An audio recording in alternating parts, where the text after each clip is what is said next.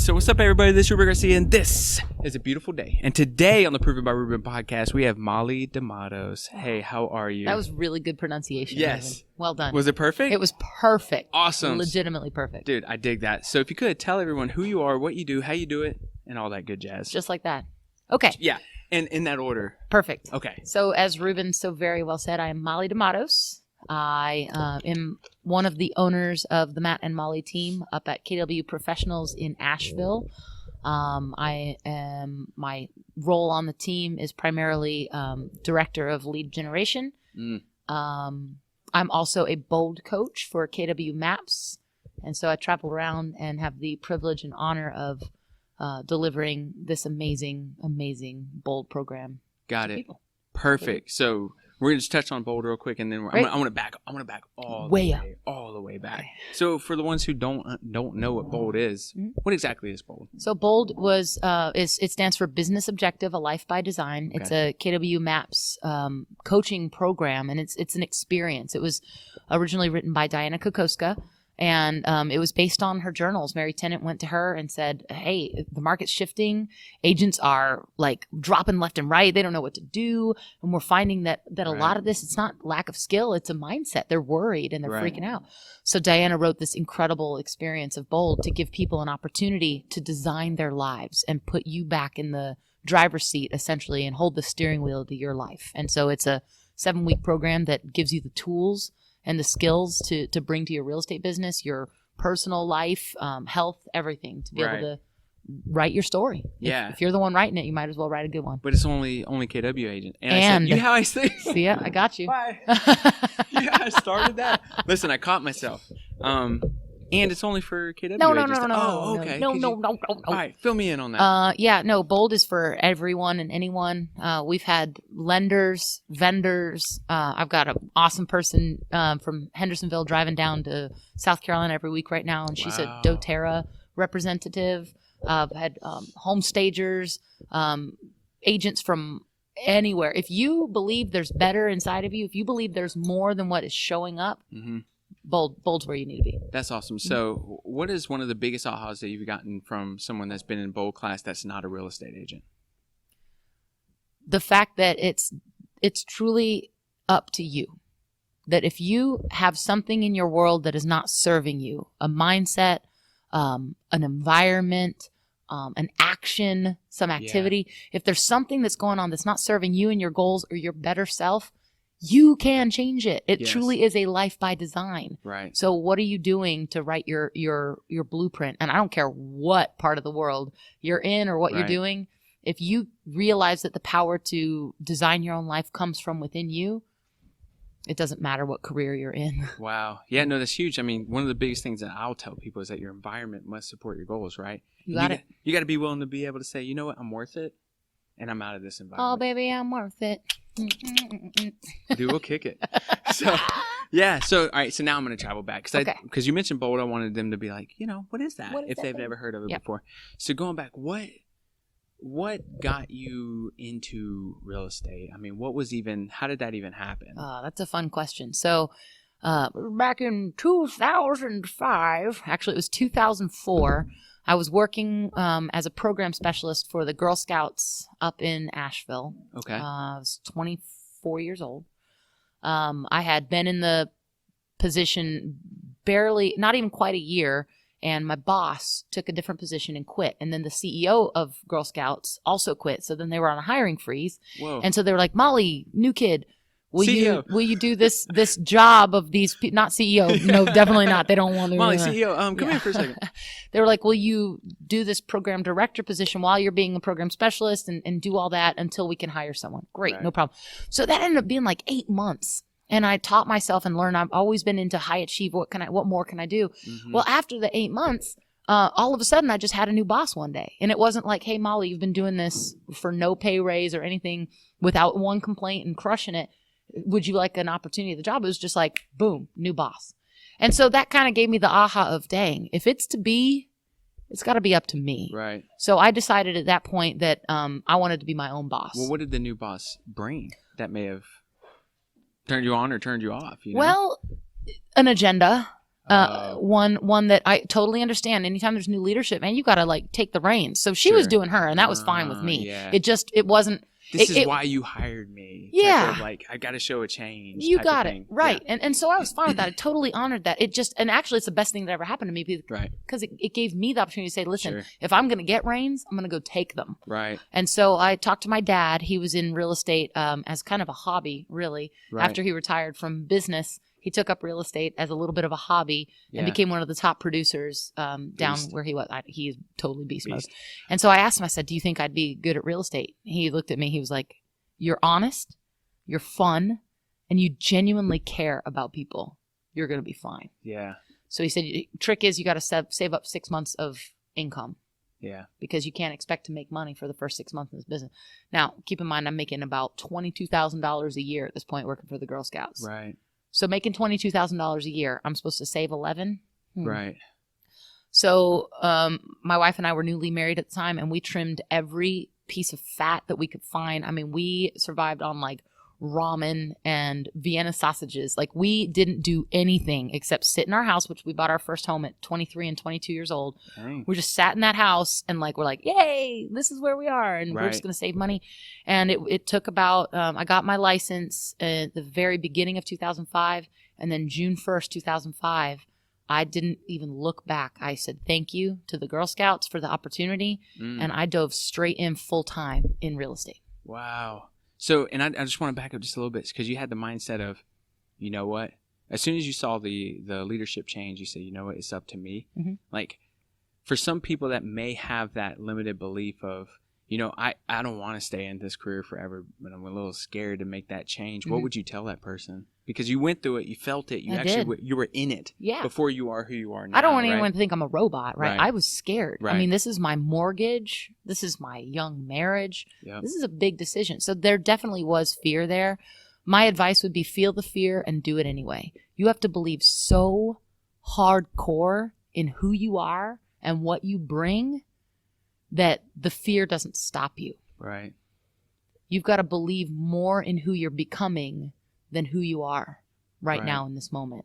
It's about looking in the mirror and seeing what you will be, not who you are right now. Because if we all waited until the person we are matched what we were going to be, I mean, that day won't come. It won't come. Nope. So you got to feel the fear and do it anyway. So, I'm not sure. That's some book. Someone wrote that book. It's a good book. It was Molly, I believe. Molly wrote that. I don't think that was me. So, but so if you were to look, I'll catch myself. Yeah. So, what's the biggest difference between fear now and fear then? It's bigger. So you are finding it that you desire to go towards bigger fear. Yeah. Okay, talk to me about that. So you got to go find what's uncomfortable. You got to go find what scares you. If not, then like Diana's been teaching us for years, you're falling into complacency. Right. You're dying from the inside out. When we consistently do what's comfortable, it doesn't give us the experience to even have an opportunity for something bigger. Right. I mean, people should be laughing at your goals. Mm-hmm.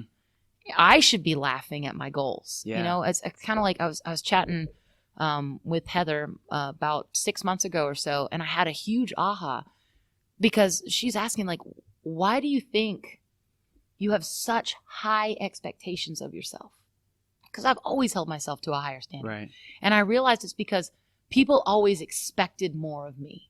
So therefore, I've always expected more of myself. Rather than taking that fear and being like, man, I'm going to disappoint people, I am very fortunate enough to have had the opportunity to see that from a different perspective. Change your thinking, change your world, right? We learned that in Bold to say, okay, how can this fear serve me? Because we're all going to be afraid of stuff. Right. How can I take this? Because fear is energy. Yep. How can I take this energy and move it so that it moves me? Right.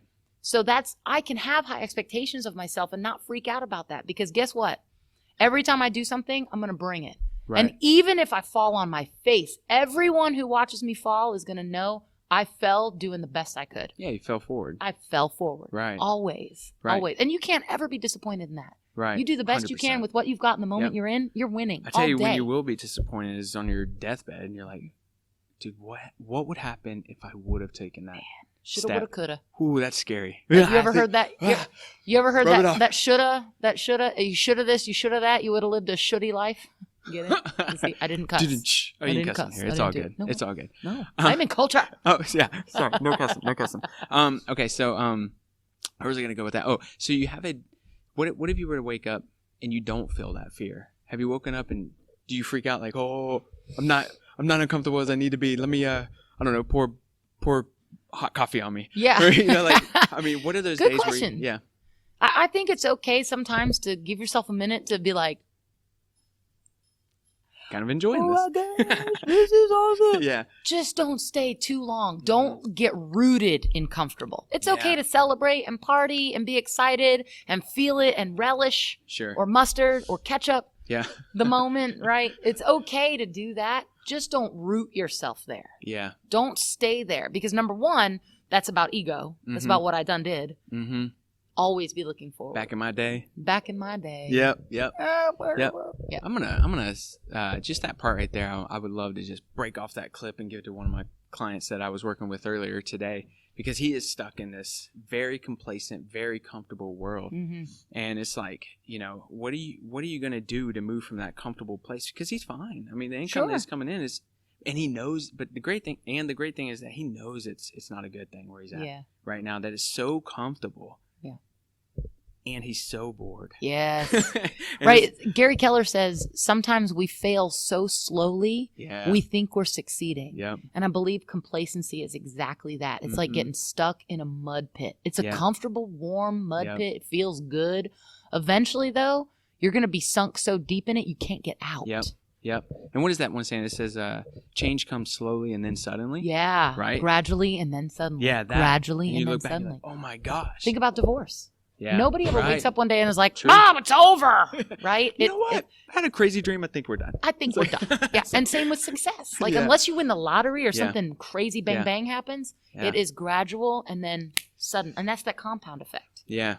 These seemingly small, insignificant things that we do say, think, they add up. Yeah. Who are you being in those teeny tiny moments, even when no one's looking? What do you believe is the smallest thing? I guess it's the smallest thing that you do every day that leads to be the biggest. I wake up with a smile on my face. Yeah? Intentionally. I just talked about that before we started the podcast, right? It is like magic, Ruben. It's like taking a magic elixir. Yeah. When you wake up in the morning, I don't care what your day holds. Even on some of the worst days of my life. My father's funeral was by far the worst day of my life. Yeah. You gotta choose a way through this stuff. Yeah. Because you're here and there's better out there. And so I always smile to greet that opportunity every morning. It does not matter. The first thing I do is smile and think something positive and have gratitude around that. Yeah. Before my feet hit the ground, whatever I'm sleeping in, I have conditioned myself that the first thought in my head is smile. I'm going to do that, man. Huh? I'm going to do that. Do it. Do what I want to hear. I want to hear a report back. I will. Just wake up and... You know what? Better not look at the wifey. She'll be like, whoa. What you doing? Like, relax. Just you stay right there. That's enough. That's enough. Move. Don't move. I'm happy. So if you haven't seen the video, you need to go on YouTube and watch it on Proven by Ruben. Watch these crazy smiles. Which, by the way, we are here, and just in case you're watching, we are here in the bold room, right? Master Lucas walking in the background, giving a whoop whoop. Yep. Here in the bold room. Got Madison up there taking down some posters. Madison's the bomb diggity. Yes. And I appreciate you obviously doing this with me on a bold day, because you just got done teaching bold. So I really, really appreciate that. All right, so talk to the father. He said, I think you'd be great, obviously, because you're honest and all that. So you step into real estate. Talk to me about how that felt and how you started moving forward in that. Yeah, so I've got those whopping paychecks every week, right, coming in from the Girl Scouts, and then all of a sudden they stop. So June 1st I started, and I started with a very small little boutique company in Asheville. There's only about 4 or 5 agents. About 3 of us were doing full-time stuff. Right. Really, really great leadership there. The owner was really sweet, very, very encouraging to me. No systems or models really to follow, just kind of here's what I did to be successful. Right. And wildly successful, this woman. Right. Fantastic human being. Awesome. And then something bad happened. Something good happened, then something bad happened. I got clients, the phone rang.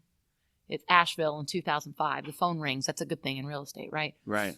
And I got clients and did all the things, put them in the car, went to take them around. They were moving up from Florida.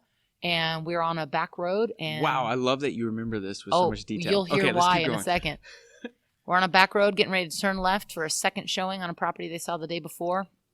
And we got rear-ended by a car going 45 miles an hour, didn't tap or brake. We were sitting still. Whoa. Totaled my brand new girl real estate car. You know, my big girl car. Yeah. It was new to me. Yeah, for sure. Totaled it. They had to pry the back doors open, injured my clients. What? I had just ended this was on June, I want to say 23rd or 24th. Right. And I started June 1st. Didn't have health insurance anymore. Perfect time. So I was hurt, and yet I was terrified. So didn't go to the doctor, didn't do any of that.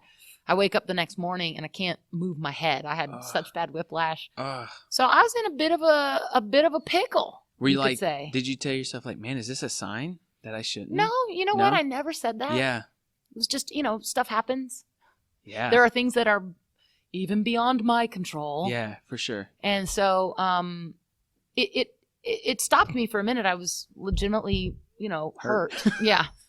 Which is one of the things that actually does stop me. Yeah. And so I did the best I could in that moment, and finally did go to a doctor, got diagnosed to go get some help. I had apparently hit my head, which caused, it was a thing. It was a thing. Yeah. And then it was that moment of, okay, well, here's where we are, and I've got choices. I can, as I was talking about today, this is a Southern word, I can waller in this pity. Mm-hmm. I can waller all in it, ask for help. What am I going to do? I can't believe it happened to me. Or I could pick up my head, literally, put it back on my shoulders, and go figure it out. Right. So I did what I could do. Yeah. Back in the day, you all remember Blackberries? Oh, yeah. So I laid on my couch, had my Blackberry, and just called people. This is before I even knew what lead generation was. Right. I just called people. I said, I need business. Who do you know? Yeah. Who do you know? Who do you know? Who do you know? I got progressively better, and then lo and behold, found a client, and ended up having my very first closing in mid-August of that year. Did that client that you had that got in the car wreck? They didn't buy a house. Oh. I know. Yeah, I was just thinking about that. I shouldn't say their names. Yeah. If you're out there, Tara Bareilles, I'm still here. It's still okay. You can buy a house in Nashville. No, they're like, screw that. I'm never going around here again. I think that's what happened. They were like, man, this is not a good move. And I mean, this went on for years because the person that hit me, obviously it's called an accident for a reason. She didn't mean to. Yeah. Sure. There was something. She was on her BlackBerry. Of course it was an accident. She was tuning her radio. That was back in the day when you used this thing in your car called a radio to listen to music. It was crazy. So this actually ended up going on for years. We had to go to court. It was insanity. Long story short, though, it didn't stop me. Right. Because the only thing that can stop me is me. Yeah. Right. So I had my first closing with a wonderful guy named Woody. He lives in Mexico now with his sweet little pugs. I hope the pugs are still there. And it was great. Gosh, we just worked so well together. I had the most fun. Yeah. And that was the beginning of what I would call an addiction to better. And I was like, oh my gosh, I have to do more of these. Because here's what happened. I go to that closing, and even though I'm giving away more than half my commission at this point, I get that check, and I look at that check, and I look at that number, and I realize this is what I made in 4 months working at the Girl Scouts. Yeah. And I was like, okay, so here's the secret. Yeah. I get more of these, I make more money. Yeah. This is brilliant. Yeah. So then I just went on a tear. In my first full year in real estate, I sold just over $5 million in real estate. Dang, congrats. No systems, no models, didn't know anything about lead gen. Yeah. Just went out there and crushed. Yeah. So it sounds like we know what you did right, which was the lead gen part. Mm-hmm. What do you feel like you've done wrong in the first year of real estate that you help? You got 5 hours. Yeah, just give me one. So I'll tell you a fun one, Ruben, since you're in North Carolina, you know our contracts. I wrote our contracts on every single contract I wrote up for a buyer. I inadvertently wrote as an as-is contract without knowing what it was. Pretty good, right? Yeah. You remember back when it was like a dot? It was like as-is. There was no clarification. It was just like as-is or not. I was like, as-is. Yes, this contract is as it is. And I was so... You would have sold me on that. Thank you. And then I did. I just had confidence in what I was saying and no clue what it meant. And fortunately, all those contracts worked out. Yeah. Just no clue what I was doing. So that's one thing I didn't do well is I didn't ask questions about what I didn't have confidence in. I just invented my own confidence and moved forward with it. And I think that's a lot of people who enter the business, right? Can be, or they get paralyzed by that and they just say, never mind, forget it. I won't write an offer at all. Right. Crazy. So you got to be smart. Got to be somewhere in between. One of the people I learned the most from, Tyler Elstrom. He's actually a MAPS coach now. Oh, yeah, I know. Yeah, Tyler's an amazing guy. He's out in San Diego now crushing life. Yep. Living it big. Yeah, because he was in the mountains. Yes, he was in Nashville with us, and I was in real estate probably, I don't even know, maybe 5-6 years before he came around. And I learned so much from him because this kid, it's like his first day, and he's not sitting around like looking at stuff. He's literally going office to office asking people questions. What do I do? How do I do this? What do I do with this? What am I going to do? And I just didn't have the guts to do that. And I think you learn the most by asking questions. So if there's 100%. One thing I could change in my first year, I would ask more people more questions. Yeah. So I got a story about Tyler.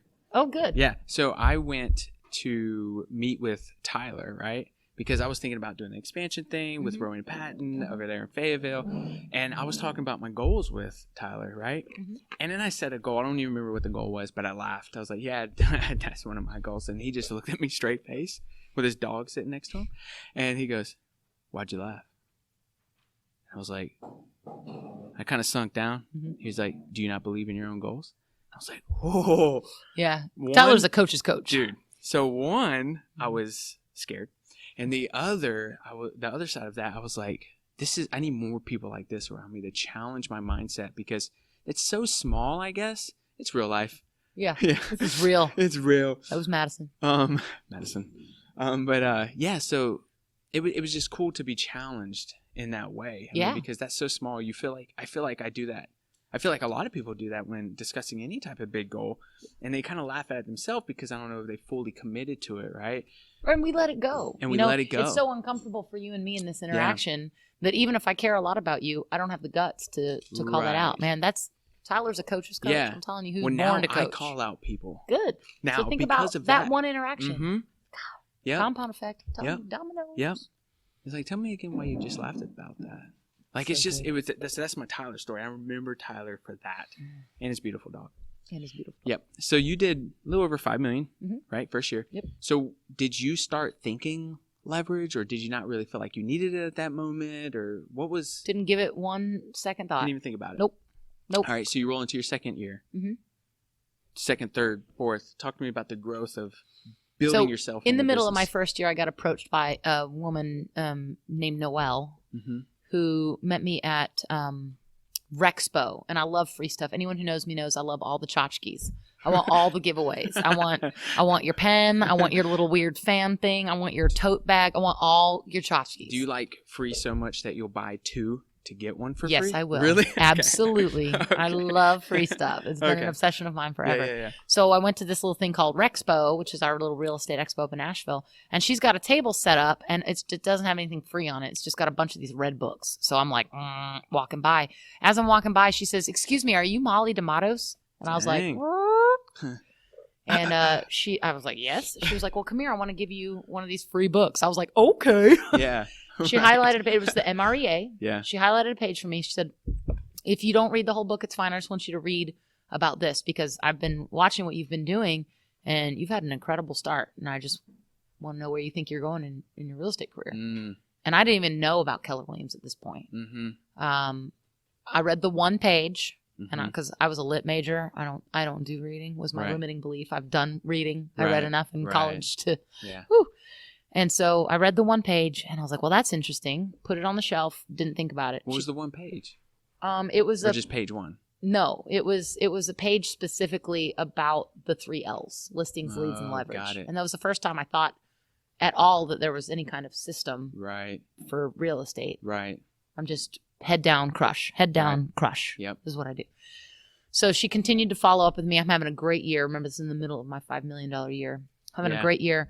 Towards the end of the year, or in the middle of that year somewhere, that great owner, she sold the company, a little bit of leadership change, whatnot, still all great and whatnot at this small company, just I started realizing I had conscious incompetence. I started recognizing that I was dumb, that I didn't know some stuff. That's the first step.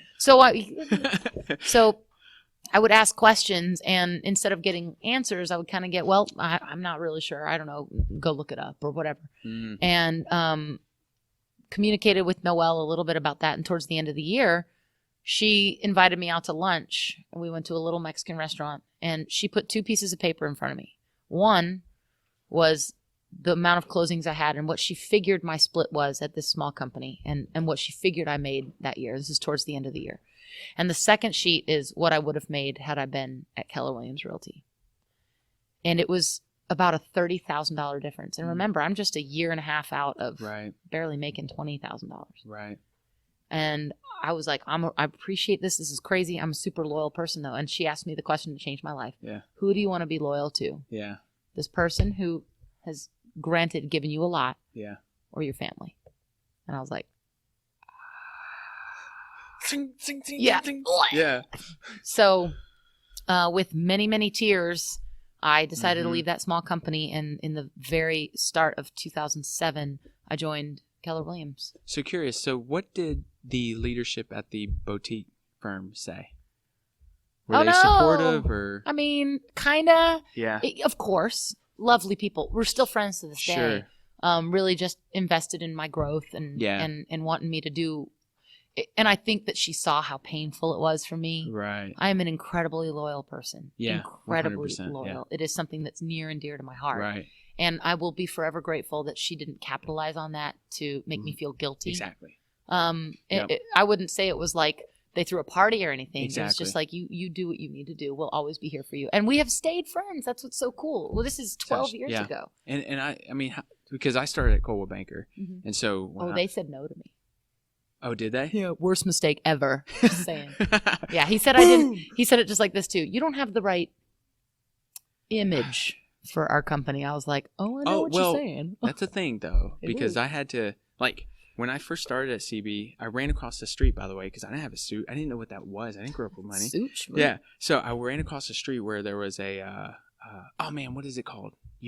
People give their clothes there. They Goodwill? put it back on. Yes, Goodwill. Okay. And I grabbed a coat and a tie. I didn't know big was big or small was small. I just knew it was a coat. There you go. And so I walked in and I was like, yeah. So I should have done that. I didn't get my coat and tie. I just needed a change. Yeah. So I was like, okay.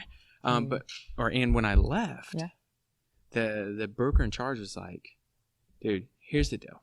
If you don't make the change, that's all you're going to think about. And you always have a home here, man. Oh, if you want to come back, that's great. Come back. That's great. I was like, because I sat at Never home. burn bridges. No, I sat home. I sat at home and I was like, listen, if they get upset that I want to make a move that potentially could help grow my world, were they really in it with me anyways? No, they weren't in it with you. Right. And he was, though. That's great. It was so cool. That's beautiful. I had a similar experience. Yeah. Super supportive. And that's why I asked the question.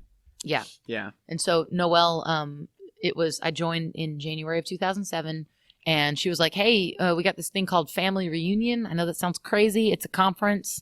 Do you want to go? And I was like, no, that sounds weird. She was like, it's in Vegas. I was like, book my ticket. Let's go. It's in where?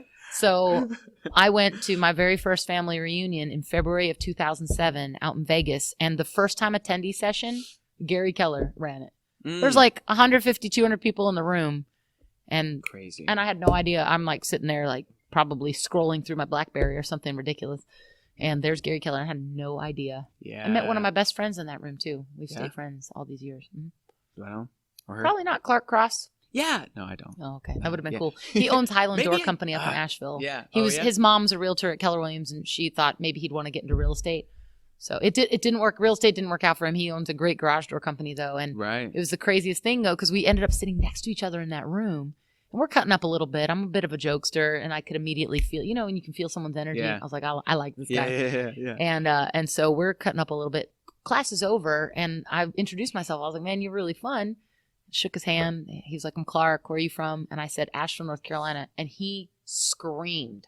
I mean, screamed. This room full of real estate agents. People walking away, you're like, oh, what? He was like, no, my God. And I thought he was joking because we've been cutting up, Right. And he was not joking. We walked out of the room together, and his mom and Noelle, the person who sponsored me into Keller Williams, were standing outside the door, and they saw us, and they went, oh, no, they found each other.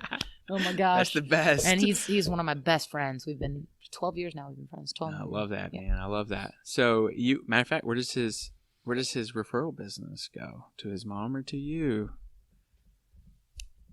I don't think he knows anyone who ever sells homes. No, of course, your mama. Yeah, no. Although his mom is semi-retired, Liz is amazing. She does what she wants. We call her Asheville Mama. Yeah. She knows and does all the things. She's fantastic. Love it. And they both actually refer to us sometimes. Got it. All right, so you've switched companies. Yep. Right, and so talk to me about maybe what that looked like your first year there and that was some of the pretty challenges. Scary. Yeah. So 2007, the market had not completely shifted. It was shifting. Yeah. And I had only experienced ring, buy a house, ring, buy a house, ring, buy a house. All of my business was buyer business. All that $5 million. Maybe one listing. Really? Wow. Yeah, crazy, right? I did not read the Red Book. Yeah. I just loved working with buyers. It's what worked out. So I was like, I'll just bring that here and keep doing that. Right. And it did. 2007 was a fine year. I kind of stumbled through. I was like, this is cool. That's back in the day of 36-12-3. Right. I was like, okay. So I started kind of implementing some systems, some learning. Started asking more questions, much to the dismay of the poor guy next to me. I was sharing, we had little cubbies. It was like cubby, cubby, cubby, cubby, cubby, cubby. So we're in little pods of 6. Yeah. And there was a blank cubby to my left, my cubby, and then the poor guy to my right. And then behind me were 2 more guys. And then I think there was another empty cubby. Yeah. The 2 dudes weren't there a ton. I don't think either of them are in real estate still. And the poor guy to my right was Mr. Matt Tavener. And he was always there. He was always doing stuff. So I was always asking him questions. Right. And so that whole first year, and I still had really good business kind of popping. Right. Asking a ton of questions and just kind of stumbling my way through until 2008. Right. And then it really did shift. And I think I went 4 months without a closing or a paycheck. And in that 4 months, I realized something had to change. Yeah. And I was going to actually start having to get serious about this little thing called my career. Right. Because 2007 was my best year. Heather and I bought a new house, moved into a new house, new car, shiny red Camry. I was like, what baller? Yeah. Shot collar. Blades. On my Camry. Yeah, no, not quite that big of a baller. Yet still, I was in it and I was loving it. And then all of a sudden, I've created this big life and then I don't have the income to support it. Right. So I had to get serious. And that's when I started really learning about systems and whatnot. And our in fact, Pam Wellburn, who's here now in Burlington doing real estate, she was our assistant team leader at the time. Right. And she's like, baby girl. Yep. She said, if you really want to learn something, teach it. Mm-hmm. So that's when I started teaching inside the market center. I started teaching about buyer business so I could learn it better. Right. And partnered up with a team that was in there. And what I did is I would refer them all of my listings. Right. And ask them for buyer referrals. Not every time. If they had a lead, though, they didn't want to handle. They were too busy. And so we kind of had that relationship for a while. And that kind of got me primed and going back through getting the income up, getting some results. Really didn't track my numbers or have any systems like that. Right. And that kind of went along like that for a smidge. And then Bold happened. Yeah. 2009. Yeah. And all of a sudden it became very clear that whole mantra of if it's to be, it's up to me. Yeah. I was an athlete. So Yeah. I've heard all this stuff forever. I think that's a big part of my foundation for how I've been able to succeed. Yeah, you see a lot of athletes crush it, man. Yeah, it's just kind of ingrained in you from and a young age. There's that little bit of competition too. A little bit. I know. I tried playing that down a little bit. I will destroy you. Yeah, I will destroy you. Just real quick. So did that? How did your mindset shift when you realized that you can't necessarily expect the unexpected, because the unexpected happened and you had 4 months, a quarter of the year without a paycheck? Did that change your mindset that I need to build this thing bigger to support myself, my family, ones around me in case stuff hits the fan? It was the first time in my career that doubt crept in.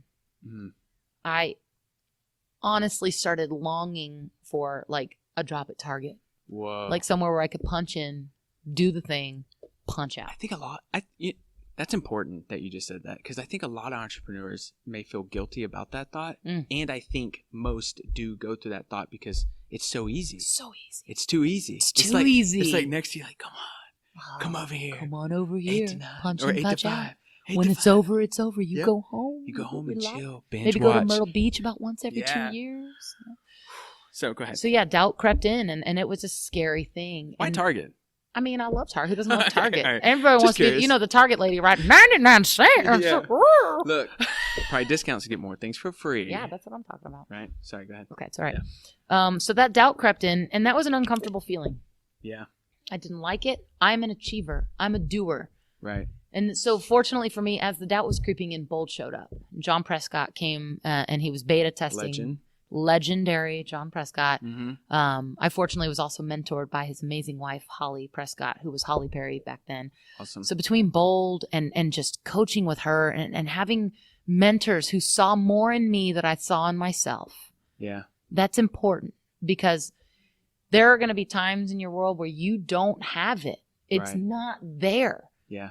That's when you've got to realize it's okay to borrow it from someone else. Yeah. I borrowed Holly's faith in me. Yeah. I borrowed my dad's faith in me, Mm-hmm. my wife's faith in me. Yeah. And I used that to say, all right, well, let's get serious about this thing. Yeah. I really adopted Bold. In the beginning, I think a lot of people thought it was a whole lot of woo-woo. Mm-hmm. And I was like, you know what? They're saying that everything's a choice. So if you believe it's woo-woo and it won't work, I'm guessing it won't work. Right. So let's see what happens if I believe in this. Yeah.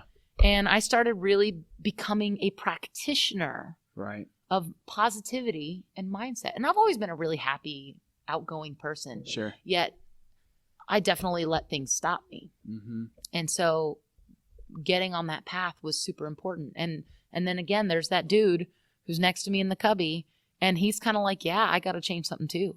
And I think for both of us, we were in different low points in our life of like the pain versus pleasure that we learn in Bold, you know? And I think for us, the pain of what was about to happen or what could have happened, it was big. It was big enough for both of us to adopt something that maybe other people were making fun of. Maybe they thought it was stupid, this Bold thing. Right. And we were like, well, we're going to to do it. We're going to go for it. Got it. So you guys went for it?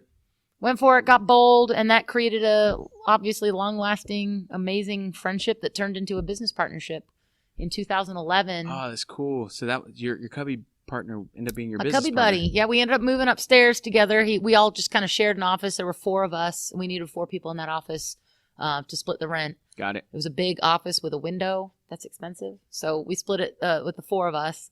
And Matt and I just kind of became friends. I didn't partake in Asheville's most famous pastime, which is beers. Yeah. And he just couldn't believe it. He was like, you don't drink beer? And I was like, I don't like the taste of it. So every week we would just kind of be intentional about going up to this little place up the street from us called the Thirsty Monk. We'd taste out a new beer. And again, I love free stuff. And on Wednesdays, you drink the beer, you get to keep the glass. So I don't like beer. Yeah. I like free glasses though. Yeah. So it just kind of became a little thing that we did, and we would talk about business and whatnot. And again, Holly Perry at the time, now Holly Prescott, was our team leader. And so we were just always striving, not for perfection, just for a little bit better, a little bit better, a little bit better. And we ended up just kind of not realizing we were masterminding about this stuff. And through coaching with Holly, and I was teaching at the time, of course, in the market center, she's like, there's bigger for you out there. What are you doing? Right. You're referring out all of your listing business. Right. It's time to grow up. Yeah. And so Matt and I, on one of our little Wednesday jaunts up the street, we kind of wrote out a business plan for the Matt and Molly team. The idea was born there.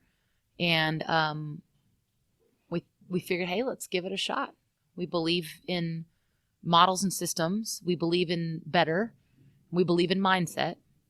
So let's do it. So July 15th, 2011, the Matt and Molly team was put into motion. Yeah. We decided we would spend the rest of that year testing it out. Right. Because people told us, no, this is not the model. And we understood it's not the model. Yeah. We both were just okay with co-rainmaking. Yeah.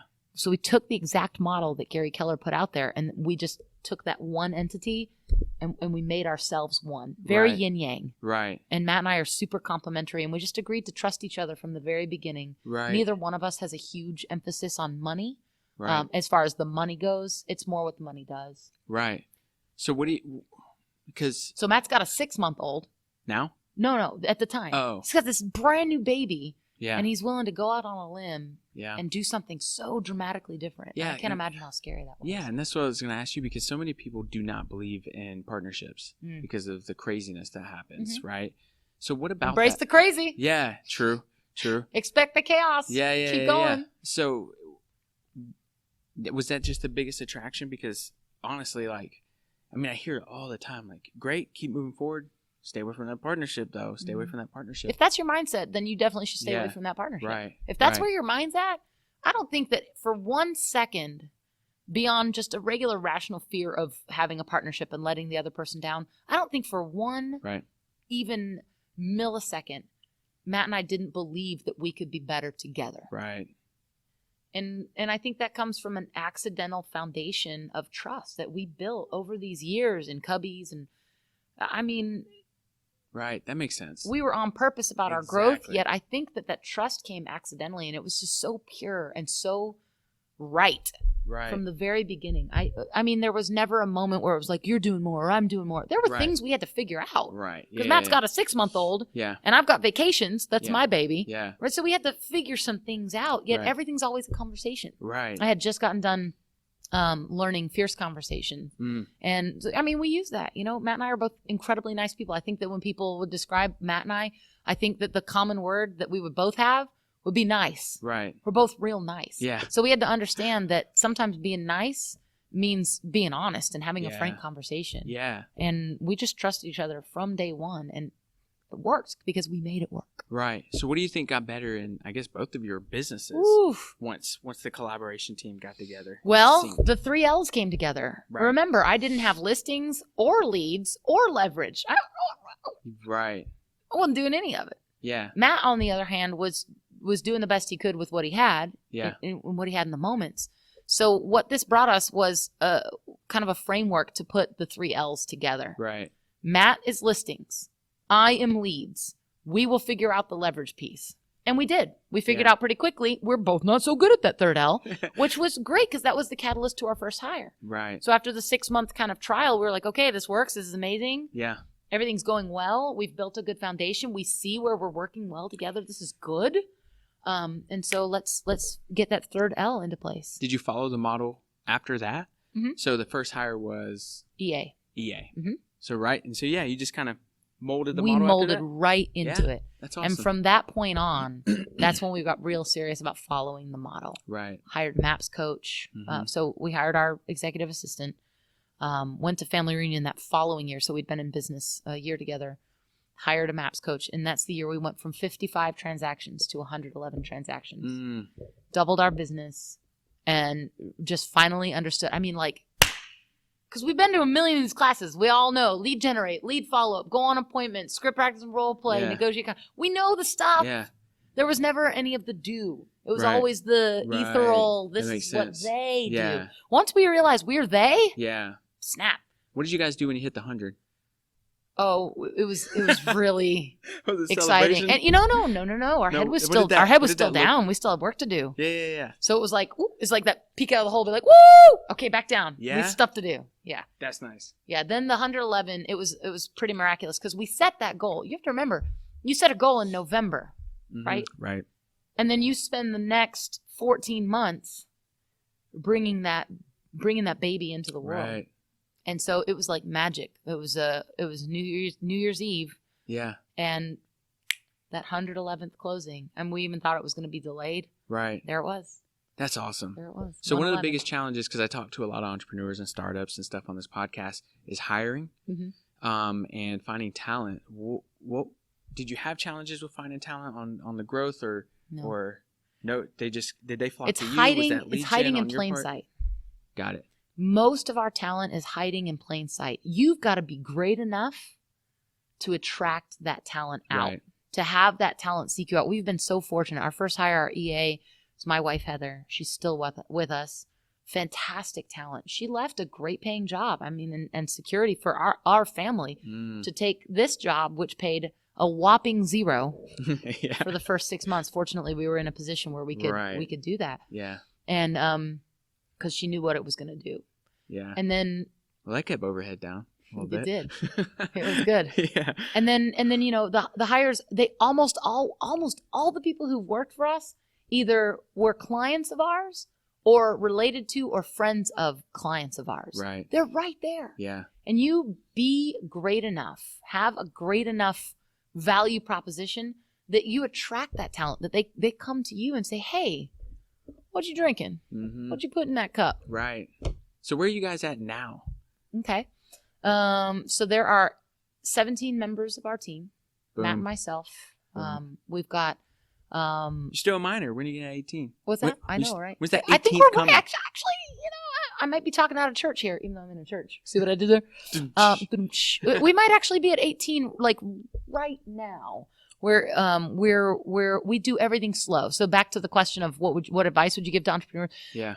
Go so slow. Follow the model for hiring that's been set forth, and then go slow and do it right. I am not known for my patience. Thank goodness Matt is. And that's another great thing about our partnership is that he's very meticulous and he wants to follow that model. So even though I might be like, boom, she's going to crush it. Let's get her. We're still going to KPA. We're still going to do the whole process. And now we've got leverage to make sure that happens. We don't rush into anything. And the people who work with us as part of our Matt and Molly team family, not only are they okay with it, they expect it. Right. Because you're not just coming in here to step stone up to something. Our ceiling is your ceiling. Right. Whatever goals you have, if it doesn't fit in us, we grow. Right. And they appreciate the process that it takes. It takes about a month and a half, I would say, to get hired on the Matt and Molly team. And then we do a 90-day kind of test kitchen, little tryout. Let's make sure that we're in the right place here. Right. Not only are you on the right bus, are you in the right seat on this bus? Because this is not about Matt's goals. This is not about Molly's goals. This is not about team goals. This is about, as an individual, how does your success model fit in with our model? Right. You know, I did that. I broke down those numbers for one of the top performing teams in our office. And what I had, talking that conversation, I kind of switched their mindset that what are the agent's goals? And what we found was that collectively it shattered her goals, which was the team lead, right? Yeah. And we were like, so what does that day look like when that goal gets hit? What are you doing with that? And so the more you pour into others, it just comes right back to you. You got it. Tenfold. You got it. That's exactly right. And that's kind of, I would say, I don't want to overuse this word because it's been used a lot. I would say our team has grown really organically and authentically. Right. We are very much our genuine selves. Yeah. We have high standards on the team, and yet I don't know that anybody feels put out by them. Yeah. It's a culture. Actually, I think I even have them with me. Hold on. They're just hiding in the background? Where's your team? Where's your team? Come on out, team. Where you at? Like, I mean, this is a dialogue. Like, we have this. We just revisited this. So this is kind of, what do we agree to avoid? What actions do we take toward and around each other? Right. What actions do we take toward and around our clients? Right. What about actions toward ourselves? And then these are our wonderful John dubbed these the Matt and Molly B attitudes. So what are your B attitudes? So be fun, be respectful, be considerate, be professional, be inclusive, be team-minded, have an attitude of gratitude, be motivated, be driven for success. So you've kind of got all these things, and they don't just get thrown up somewhere. Right. Like, we have a conversation around it. How often? Well, that's a great question. That's not systematized. We just got done talking about it because as the team grew, and these are some of those things that as you grow, you realize that what you created is not necessarily, you got to cast a vision and you have to include other people in that vision. Yeah. And so meeting to make sure that not only does everyone agree to this, let's make sure that this means something to everybody. That this so would you ask service. So what would you add to this? Maybe something we haven't spoke on. Yeah. To kind of help everyone build this thing bigger? Yeah. Yeah. That's cool. Exactly. What's missing? And we did, in fact, our amazing, wonderful Katie Smith, she comes from the teaching world and she loves her teachery stuff and she's our buyer coordinator. And so she made it into kind of like a game and we had posters up and we separated into teams and everybody kind of shifted around, added to, and then we had a discussion around it. I mean, we started this back in November. Right. If that gives you an idea how slowly we move sometimes. Yeah. So what would you say? So just like I said earlier, sometimes you're failing so slowly you think you're succeeding. Sometimes you're succeeding so slowly you think you're failing. Because when I look at this and I'm like, God, that took 8 months to make. And then I realize, no, this is a beautiful creation. Yeah, it's like making a baby. Yeah. It takes 9 months. Which is nuts, by the way, to have a human being in 9 months. You just did that. Yeah. Well, I didn't. Well, some people are like. You had something to do with it. Yeah, I know. Some people are like, y'all are pregnant? I'm like, whoa. I can't take any credit, by the way. I mean, she is the amazing person doing that. Congrats. Yeah, thank you. So what would you say is the number one quality, at least that you guys are looking for anybody who wants to join your team, your culture, your growth?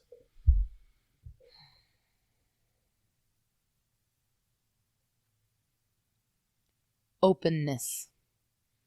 You've got to be open to better. You can't be so closed that you don't see where you can grow. I think that's probably the most important thing on our team is knowing that no matter where you are in your mindset journey, you never ever arrive. There is no mastering your mindset. Yeah. And that's the joyful piece of it. Yeah. The day you wake up and realize you will never arrive should be one of the best days of your life. Yeah. It might be scary for some people. You think? It's magical. If it's scary, you're still on that journey. Right. Yeah, there you go. Hey. So perfect. There's your sign. Here's your sign. So for the people who are number crunchers and really want to know what that looks like in your world, what are your goals? What have you hit? What did year are we in? 2019. What did 2018 look like for you? How did you close production units, all that? 228 closed units. It's pretty huge. Yeah. It's amazing. Awesome. Congrats. Okay, so what'd you do when you hit 200? Was there a... We've done that now 3 years in a row, so we're well, or 2 years in a row. Yeah, 2 years in a row. Yeah. So that's old hat. Yeah. This year we're gonna hit 300. Nice. Our goal this year is 334. Our team motto this year is #334 for life. Yeah. I'm gonna help 334 families buy, sell, or invest in real estate. What happened how did 334 come about? Was that just everyone's goals? Everyone's goals. Yeah, thrown together. That's what we do, and we're serious about it. Does like, that we not have bother this you a little conversation. bit? 335 maybe? Nah. Or like 334. Numbers are magic. Look for patterns in your life, right? Yeah, 334. I love it. 3 is my favorite number. True. Same. 3 plus 3 is 6. Yep. Plus 6 is 12. Divided by 4 is 3 again. I'm just saying. You're going all the way back. It just always comes just right back there. Yeah. Yeah. I like it. Everything at 5s. That's just me. Okay. Like, So you're a 5s guy. So you probably would have, if you'd been here with Matt and I, if it was the Ruben and Molly team, it would have been, let's just bump it up. You would have just been one. You'd have been I will sell an extra house. For me, let's go 335. Just turn it up. Ruben's going to sell a house. You can't turn it down to 330. No, nobody turns it down. No, you gotta turn it down. So yeah, that's the goal. We've as of today, we have 115 closed and pending. Nice. So we're a smidge off pace, and yet we know exactly what we need to do, and we know exactly what we're going to choose to move forward. That's awesome. Yeah. That's awesome. So once you guys hit that goal, what's next? Always looking for better. It's never about the bigger. It's never about the more. Right. It's always about better. Yeah. How can I be a better leader? Yeah. How can Matt be a better leader? How can Katie be the best buyer coordinator? How can Allie be the best buyer? How's Cindy? I mean, all of these people, we all play a part. And where's your better? Where's your level up? We talk about level up a lot. Are you rooted in complacency? If at any point that's happening, that's a conversation. It's not a judgment. Yeah. So what do you believe? Always looking for better. Yeah, for sure. So what do you believe is the next step to getting better? Because we know the first step, right, is your mindset and your thoughts. What do you find to be the second, I guess, contributor to getting better? Okay, Ruben. Fundamental bull law. Be, do, and have. And it's in that order. It's not have, do, be. It's not be, have, do. It is be, do. So do, what is have. So once you decide the be, the next step is do. Yeah. Are you applying disproportionate action to the activities that get you results? Right. Are you applying disproportionate energy to the activities that get you your results, to the mindset that gets you results, to the words that get you results? Is your disproportionate focus on the things that grow you? Right. That's it, man. Yeah. Diana spelled that out very, very eloquently for us. Yeah. And I'm so fortunate to have been in a position to be a student of that and to accept it. And that's really the first step. It's not even mindset. Openness, it's simply being open to better. Right. Just knowing that it exists. Yeah. That's awesome. I mean, I think that's a good kind of something to keep in your pocket is pure clarity. It's not confusing. It's just simply be, do, have. Yeah. Kind of like we talk. That's why, I mean, that bracelet. What would future I know. Did you see me freak out earlier? I was like, oh, that's right. You're the one that gave me the bracelet. All that happened in like a split second. So I was like, check yourself. She's talking. You get a check? Yeah, I wear mine too. So I came up with that when I was actually in Bold. James Shaw was my coach at the time. Yeah. And he was talking about the be, do, have. And that was maybe my 4th or 5th Bold. Right. Like I'd heard it a million times. I just didn't get it. And it was one of those things where I was like, I don't need to get it. It's beyond my scope, whatever. Yeah. And so finally this Bold, I was like, all right, I'm going to get the be, do, have this time. Yeah. And I set a goal in that Bold, a personal goal, to take an entire month off and go to Australia and New Zealand. And I wanted to do that within 5 years. Yeah. And so then I go up to James and I'm like, James, okay, And I didn't even know. This was like, he was a brand new bold coach. Awesome bold coach. I had no idea. Awesome. And I'm talking to him after class. I'm that kid. Talking to him after class. And I'm like, all right. So, because he was talking during that goal setting class about the be, do, have. Yeah. You're going to become this person. To become that person, you must do what that person would have done. You want to look backward and say, what did they do? How did they get to take a month off in Australia? What did you do in that time frame that you set yourself to be able to achieve this goal? Yeah. And so I was like, so really what I'm asking is, what would my future self do? And he was like, whatever you need to tell you. That's fine. Okay. Yeah. So I wrote that down in my journal. I'll never forget. I wrote down, what would future Molly do? The Molly that is in Australia for a month with business being taken care of. What did she do in that 5 years to get to that point? Well, here's the cool thing. It happened in 3 years. And you want to hear even something more freaky? Let's do it. Okay. So it happened in less time than I thought. Yeah. It was very intentional. Wrote out the blueprint. I was like, here's what I'm going to do. And then just did it really, really well. Right. In that time frame, I also had the opportunity to become a bold coach. So the trip is planned, set, and paid for. It's going to be all of December 2017. Oh, gotcha. Okay, yeah. I got the call to become a bold coach, and did the tryouts and went through the whole process, redshirt, all of the amazing process of that. And John Prescott says, all right, you did it. You're a bold coach now. Are you ready to go? Yeah. Yes. Yeah. No one says no to that, right? Right. I'm like, my life's dream is coming true here. Yeah. And it ends right during my prepaid for trip that I planned in bold 3 years before. Crazy. So insane. And then not only that, I have this opportunity for another bold, right? So I go out and I do my first round, Charleston and Augusta, always in my heart. It's my peeps. Had a great time, learned so much. And then, launch one for the next year is coming. So I'm in Australia, New Zealand. There's a time difference there. Also, I'm on vacation. So now part of my blueprint was not that I was going to be a bold coach. So my Matt and Molly business, no problem, taken care of. Right. I've got this bold thing now, and I've got this responsibility to this next launch. Guess who stepped in to help me? Who? Come on. Oh, no, that'd be James Shaw. Yeah. Are you joking me? Yeah. So not only does he help me see this vision of creating this be, do, have in my world to do something I never, ever really thought I could do. Yeah. Then it comes time to do it. And he's the guy who steps in and helps me with my launch so to make sure that nobody misses a step. Yeah. Unreal. That's crazy. Unbelievable. So be, do, have. Yes. So the next step, circle back to that question. Yes. Do. Yeah. Do. Just do. Do. Just do. And then do it. Yep. And do it. Yep. And do it. Yep. And then fall down and fail and then get up and do it and do it Mm-hmm. and do it. Apply disproportionate energy to the actions, activities, thoughts, feelings, all the things that get you results. Right. To get you to have. Done. Right. Yes. I love that. So, where was I gonna go? I was gonna go somewhere with that. I am caught in what you just said though, because you start. It's funny because when you listen to other people and their struggles or even their explanations about where they got to, you start living in your own world and see how that can match up. And that's kind of what I was doing a little bit. Little match game with our stories. It's awesome. Story time. So I'm gonna ask you a few quick questions. Okay. You ready? Mm-hmm. So what do you believe separates excellent from average? Intention. That was easy. Do you have a favorite failure that you believe has set you up for success? A favorite failure? Yes, because it's the failure I come back to over and over and over again. And I know that it set me up for success because it turned from a regret to a memory. So I don't ever want to live a life of regrets. Right. That's not how I do.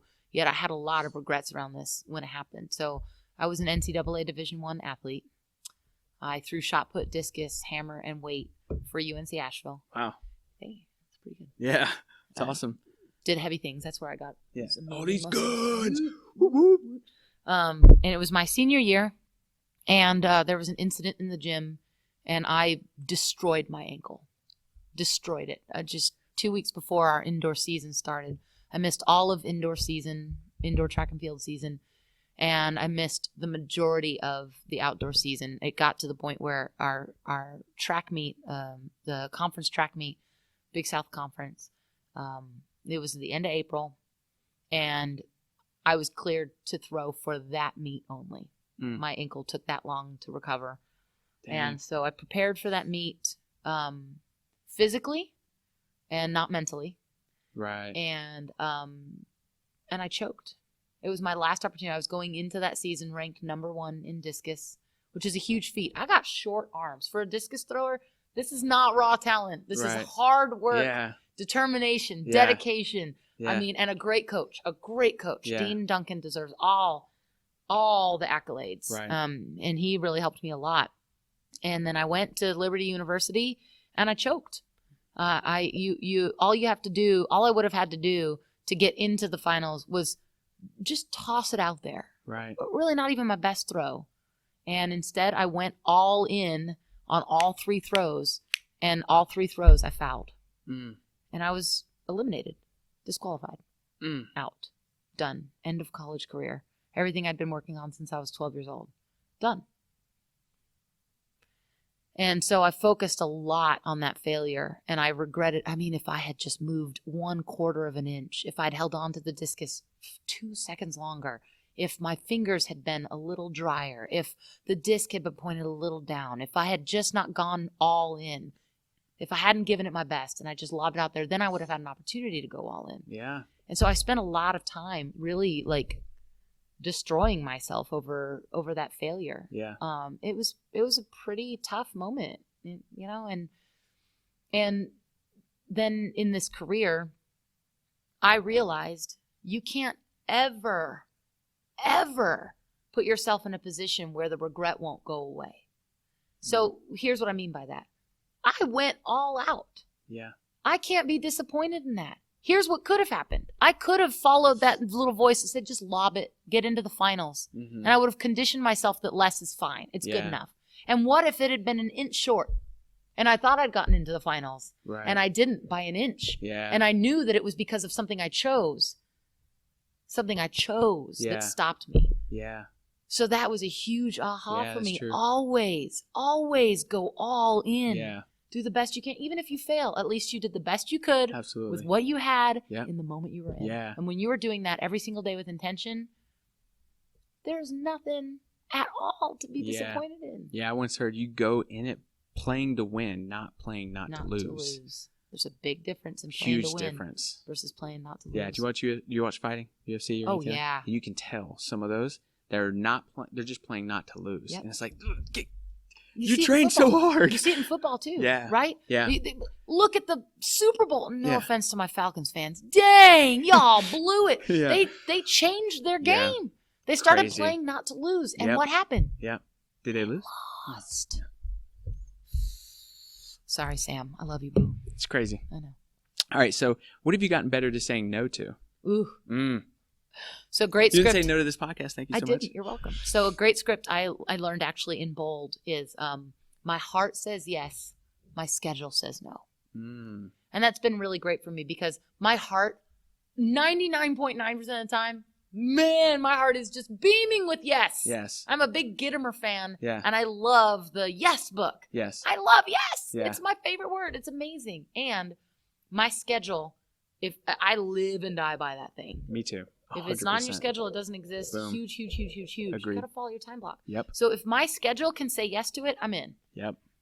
If my schedule cannot, that is a choice. Right. Because I understand very clearly that when I say yes to something, I'm saying no to other things. Yep. Yes to this meant no to my family tonight. Yep. And that's great because I'm happy with that decision because here we are. Yeah. So that's the other thing is when you say yes to something, own it. Yep. Go all in with it. Yep. You done said yes to it, so don't dishonor the things you said no to by not crushing what you said yes to. Yeah. Come on, man. Yeah. That's huge. And I think a lot of business owners, they struggle with that, right? Is so many people are coming into the world and even asking for things, right? And they have to learn to say no for the bigger picture. Got to. Yeah. Because every yes is a no, every no is a yes. Yep.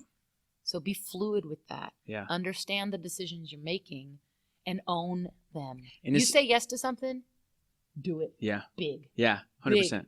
And it's so much easier to say no. And I've never heard that script. It's a great script. Isn't that great? It's so much easier to say no if you do follow your schedule. Yeah. Because you literally can't.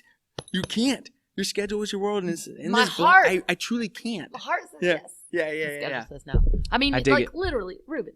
I mean, you can. Do you want to go? Come on, go? Let's go. Let's do this. Like we can look at these schedules. I mean, could I say no? Could I say yes to anything else tomorrow? Because what am I saying yes to? Bold. I got bold. Yeah. Right. And then I drive. Yeah. And then I'll learn some Portuguese, and then I have some dinner with some friends. I mean, really, every day you live this time blocked world, and what day is that? Saturday. That's a Saturday. Yeah. May the 4th. Yep. Is it time blocked to the max? I To the time block max. my days off. Yep. Come on, let's show it. Yep. Come on.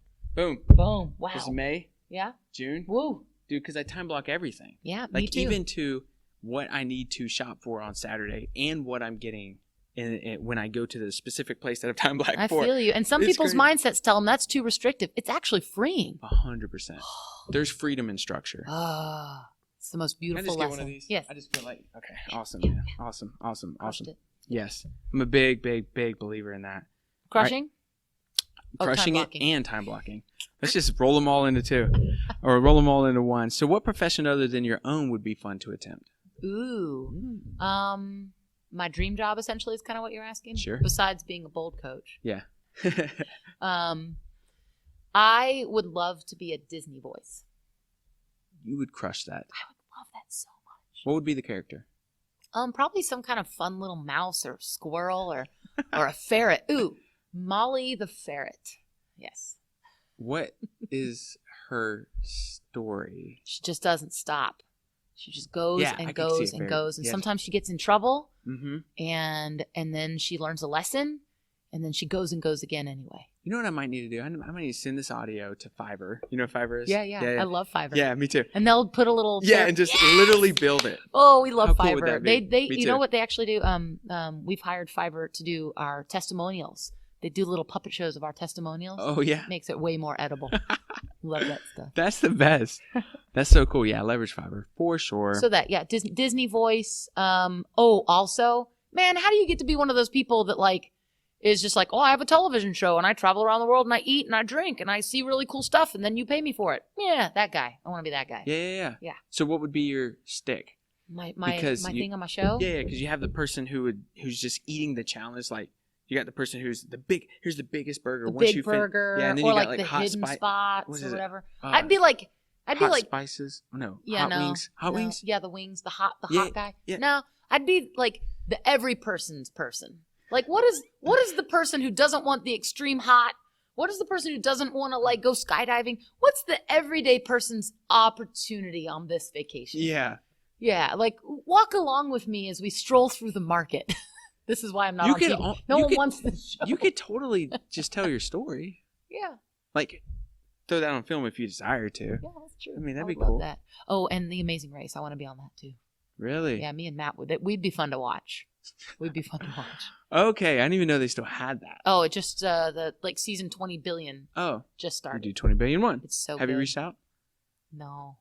Okay. I think that's the All first right, step. goal list. Okay. Yeah. You're right. Yeah. You're right. Awesome. So, what is a mistake you're seeing newbies do in your industry? Too much ping pong and too ting ting ting ting ting ting. Nobody anymore. Not nobody. That's a very grand generalization.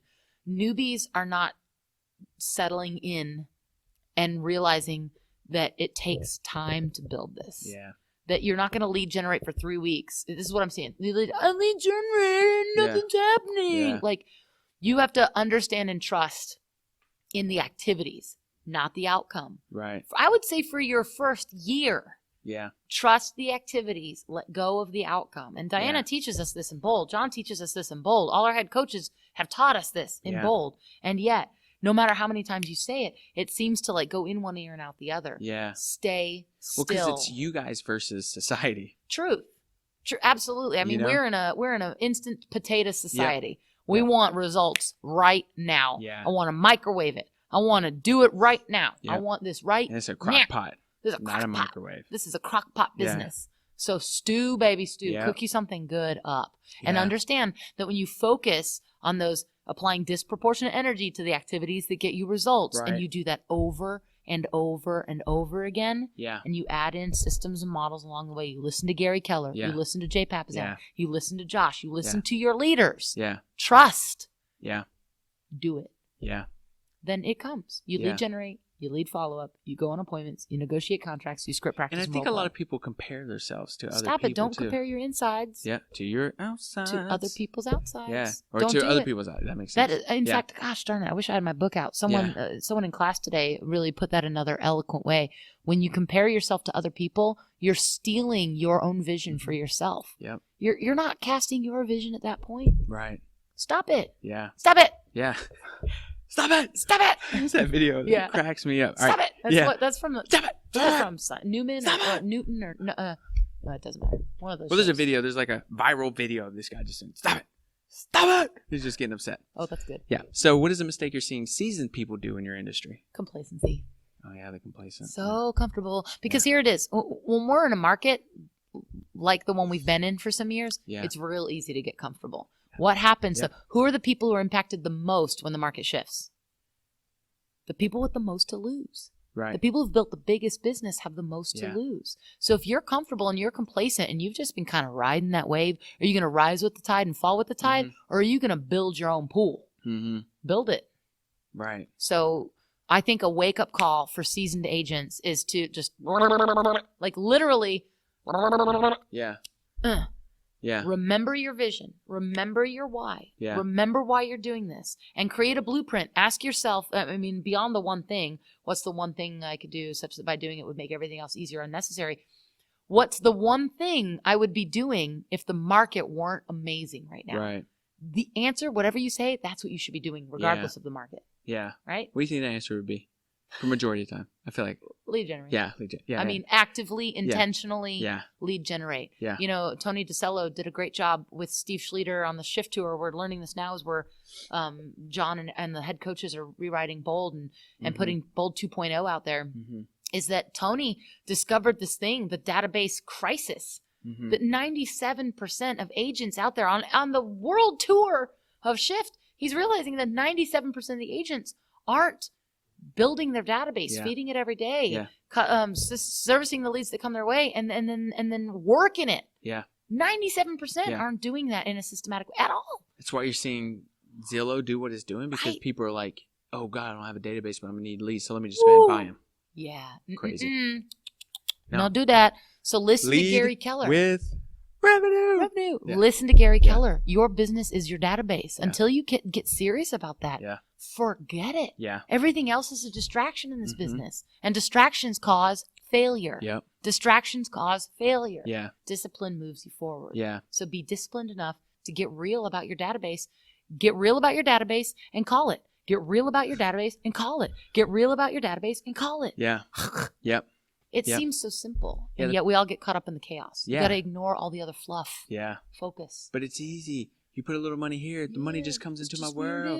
Yeah. When I'm talking to anybody and we start defining what a contact is, I just give them three things. I say database.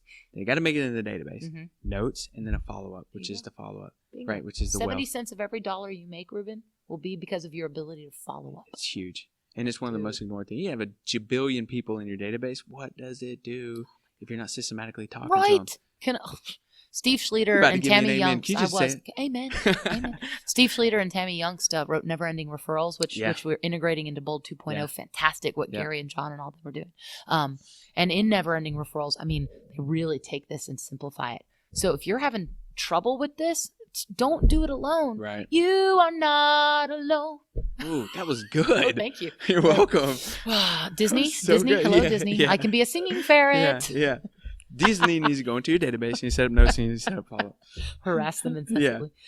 So, reach out, ask for help, go to group coaching, sign up for Never Ending Referrals, get into Bold, do these things that are going to intentionally grow you. It doesn't happen by accident. Nope. You don't just wake up one day and be like, cool, magic pill, I'm going to be successful in real estate. Yep. It's hard work. Yep. Intention. Yep. Dig it. So purchases of less than $100 that have most improved your life. Ooh, purchases of less than $100 that have most improved my life. Can I show one of them? Yes, please. Okay. So go to YouTube at Proven by Ruben so you can. My Nalgene bottle.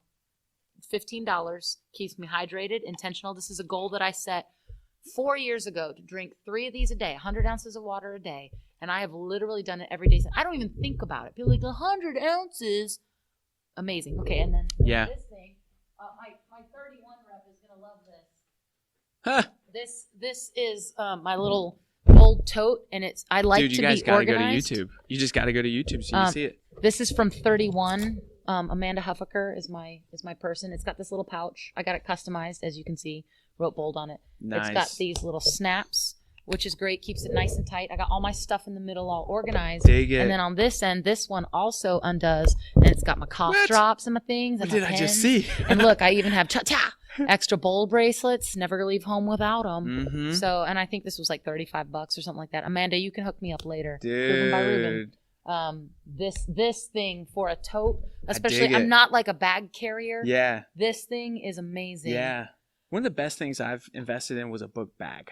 Yeah. It's crazy. I forget how. I have a great one of those too. Yeah, they're perfect. And I forget about them after school. Oh my gosh, I could carry my whole office in a book bag. All the things. Yeah, all my stuff is in there. Yeah. And then I don't know if it was under $100. It was probably close. That coat right there, that represents a lot for me. Yeah, why? Well, this is kind of me. I built my business just being myself. Yeah. And John Prescott taught me, you got to get credibility.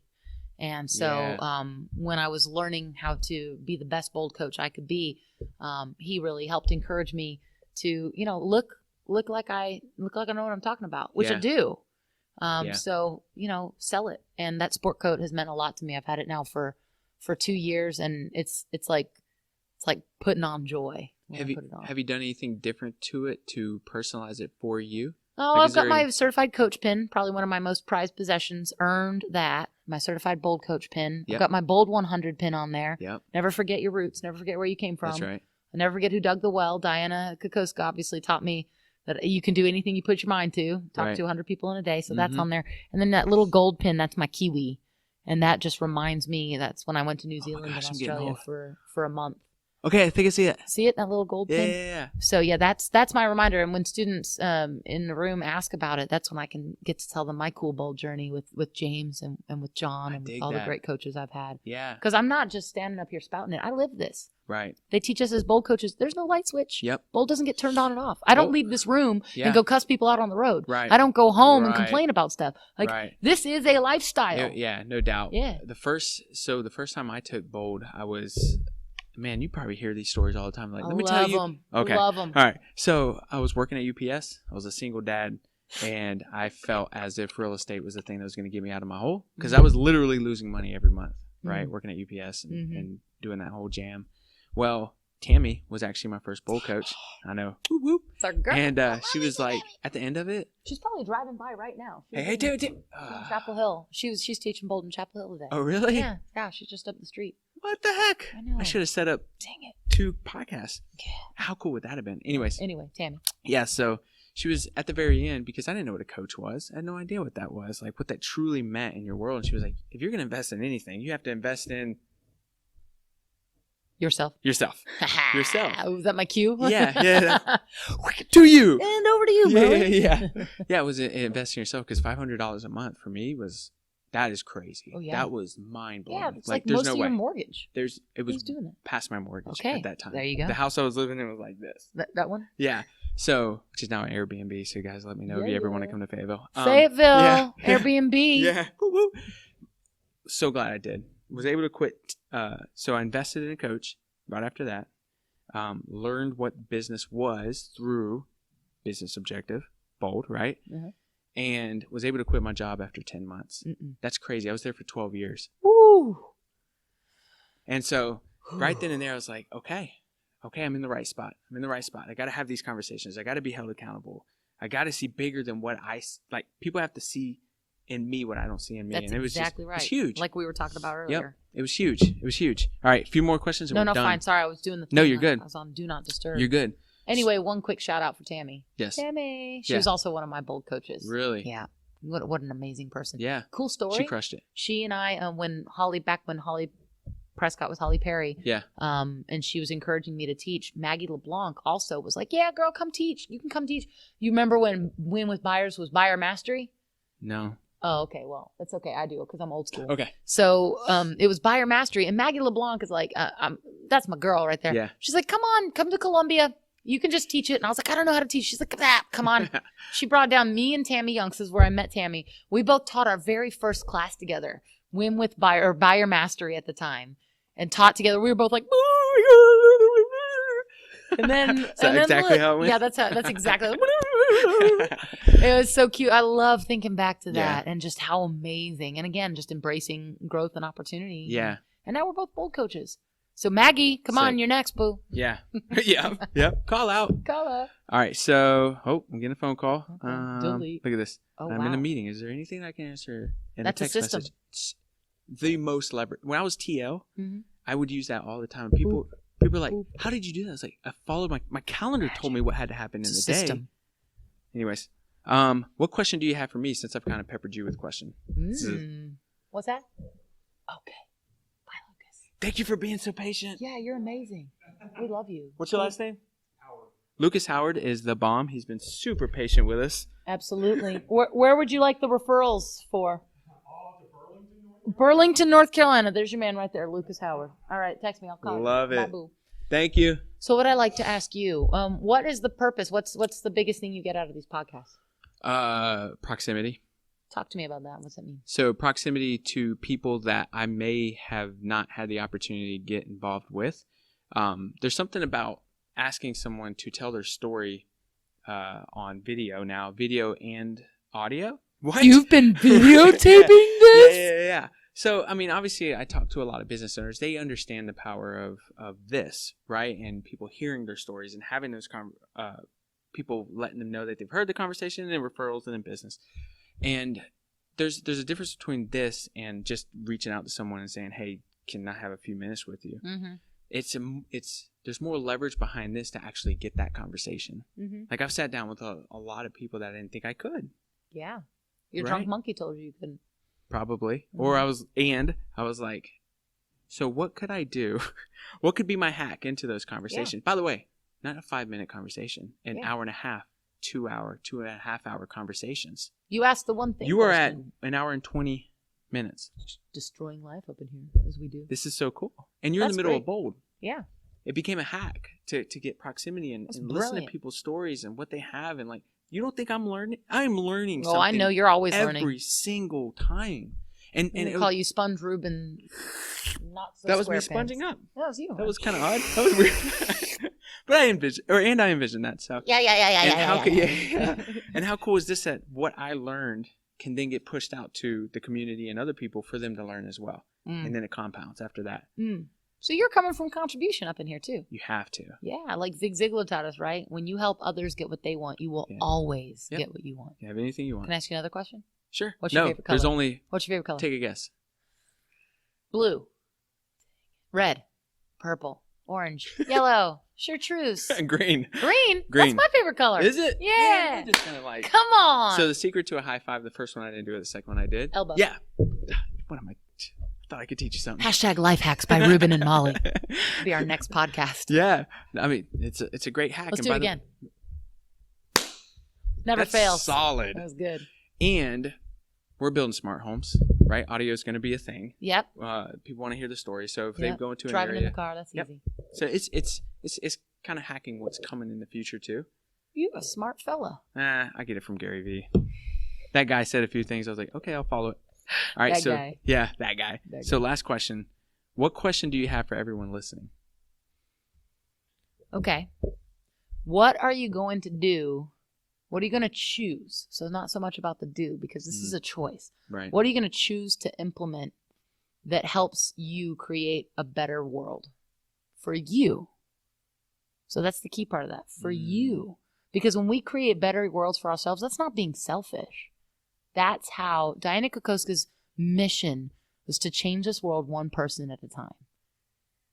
And she has impacted thousands and thousands of lives, which has impacted thousands and thousands of more. And that started by having a selfish question of how do I find the better for me? Yeah. So what are you going to choose today to bring better to your world? Once they've chosen it, what should they do? Do it. Do it. Okay, I just want to be clear on that. Yeah, just do it. Just do it. And then do it again. Yeah. And then do it better. Yeah. And then do it better again. Yeah. Would you say that they start building an example for the people around them as well? 100%. Yeah. People grow into the conversations you create around them. Mm-hmm. One of my favorite bold laws. If you're sick of your kids being bratty, tell them how great they are. Mm-hmm. If you're sick of people underperforming around you, tell them how much you appreciate when they show up in a big way. Mm-hmm. Like, grow people. Having a terrible interaction at the airport, stop for a minute and tell the person behind the counter how much you appreciate them. That you understand that they don't control the airline. You appreciate everything that they're doing. Give them a moment to feel that. What do you think they remember when they go home, too? How you made them feel. Yep. People will never remember what you said, what you did. They will always remember how you make them feel. Yep. And that's, Diana's ended Bold that way for 10 years. And now on the 10-year anniversary, we're doing some really exciting changes. Yet I believe that will stay in because that is so key, is what are you being, doing, and having that impacts how other people feel. Right. Man. It's huge. This is so much more than about me. And yet where does it have to start? Right. Yep. That was me touching my head. Dude, guys, watch the YouTube video if you haven't subscribed already. So where can they find you? They want to know more about Molly and the team. Yeah. So themattandmollyteam.com, themattandmollyteam.com. Matt with find two us. T's. Matt with 2 T's. Yep. Like the person. Molly with 2 L's. Molly with 2 L's and a Y. And a Y. Themattandmollyteam.com. Facebook. You can see us on Instagram. Something about sexy houses. Something like that.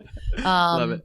Come take Bold from any of the coaches. We are all like a network of each other. Yeah. So if you're taking Bold with James Shaw, you're feeling some Molly. If you're taking Bold with Molly, you're feeling some Tammy. Right. Like if you're taking Bold with Mark Richard, you're feeling some John Prescott. Like, so you want to get into this. You're like, oh, I like this. Yeah. Man, this does not come from me. Right. This is an intention that I set from multiple people who were here way before me. Right. So you want to feel this, find Bold where you're at, go appreciate a coach, and be intentional about being better. Come to Asheville. It's a great place to visit. We were so talking about it. Yeah, don't talk about it, be about it. We are. Hey. Remember last time I was there, I Yeah. reached out, but Yeah. I think you were I was. Yeah, I was you were out of doing town. something So else, time block for me. Yeah. I know my schedule through about June. When does Lucy leave? The 13th. June 13th. So holler at me after that. I got a gap between the 13th and the 27th. Perfect. Okay, perfect. Wonderful. That's awesome. So again, and what we spoke about in the very beginning, Bold is not just for KW real estate Absolutely agents. not. It's for anybody and everybody. If you want to transform your business and your life. First and foremost, be open to it. You can't come in here and be Right. like, this is all about real estate. Yeah. Right? That's a mindset. If you think Yeah. it is, that's what it'll be about. Yeah. If you believe you can walk in this room and change your life, guess Yep. what you'll do? Yep. Come on. Change that life. We'll change that life. Yeah. It is for everyone. Yes. I don't care who you are. Find Yeah. Bold. All you need to do is go online, Google KW Maps Bold, and you'll find all the locations where we're at right now. We're starting the Domino number 3 this week, and there's going to be another Bold 2.0 launching in June. So it's right around the corner. The opportunities are right there. They should be announcing those locations in the coming week. Yeah. So. I'm guessing some of the changes might be the lead generation. Yeah, ways. right. Yeah, we'll change that up. Lead generate, lead follow up, go on appointments, negotiate contracts, script practice, and role play all day. Gary's been talking about it since 1983 or 6 or whatever. Yeah. Same All stuff. day. Same stuff. Same stuff. Different delivery updates for the times and whatnot. And, Exactly. Well, thank you so much for taking the time out today after Bold and doing this with me and throwing it out there where other people can hear this value and hope, and I trust that it changes their lives as well. I trust it will too if they choose it. Well, Yeah. thank you it's an honor to be thought of as someone who has things to bring out, and just I would be remiss if I didn't help everybody to really understand that this doesn't come from right here. This is intentional learning and growth. Right. Thank goodness for Diana Kokoska, John Prescott, Gary Keller, all of our leaders in this company, my coaches, my mom and my dad. Yeah. I mean, my goodness. Yeah. Where are you leaching things from? Yeah. How are you soaking it up? Yep. Be intentional about that. 100%. And then have gratitude for those people. Never forget who dug that well. Yep. Thank you so much, You Molly. got it, Seriously, Ruben. I Thank you, appreciate my friend. it. We should chest bump. Woo! Can you do that? Can you Chest bump? Yeah. No. See if we can get it on camera. All right, it's gonna be on audio too. Okay, all right. So you're gonna take steps, and then you gotta You commit. gotta coach me through this. You have to commit. So we're gonna take a couple steps together, and we're just gonna own it. So let's come a little bit this way, so we don't get stuck on that table, because I'm bouncy. All right, you ready? 1, 2, 3. Here we go. Where are we landing? Hold on. Where's the middle It'll be spot? organic. Look at my eyes. You'll know. Go. Oh God, freaking out. Dude, I freaked out a little bit. I freaked out. That's okay. You're It was allowed my to freak first out. time. Hey, Second time that was the gets first better. one? Yeah. All right. Hey, Yeah. it'll be less uncomfortable next time, or more comfortable. That was the bomb. All right. Thanks, Molly. You're welcome.